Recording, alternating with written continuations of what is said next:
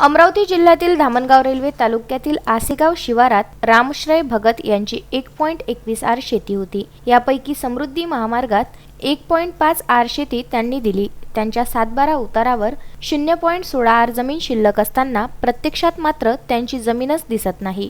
त्यांनी भूमी अभिलेख कार्यालयात 16 आर शेतजमीन दाखवून मोजणी करण्याची मागणी केली, मात्र इतक्या लहान क्षेत्राची मोजणी होत नसल्याचे त्यांना सांगण्यात आले।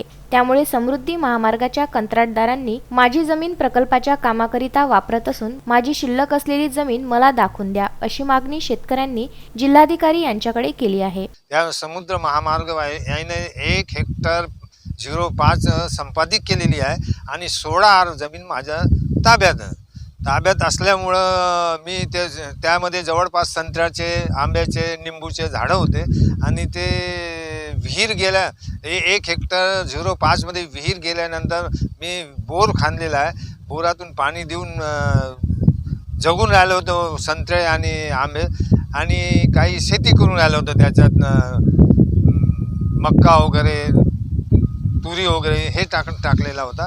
आणि आज जवळपास 2 दिवस आधी समुद्र महामार्ग यांनी बंदिस्त जमीन आणि संत्र्याचं झाड खोदून काढलेलं आहे आणि तिथे त्याने मुरुम टाकलेला आहे। माझं सरकारला हेच म्हणणं आहे की बा सरकार कास्तकाराच्या पाठीमागे आहे म्हणतात, आणि असं हे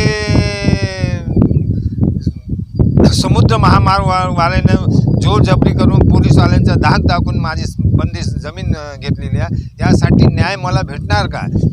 माझी ही विनंती आहे सरकारला, माझी जे 16 आर जमीन राहिलेली आहे ते दाखवून देणं आहे आणि माझ्या ताब्यात दिलं पाहिजे, आणि हेच माझी मागणी आहे। Chetan Kothari, Vidarbha news, Dhamangaon railway.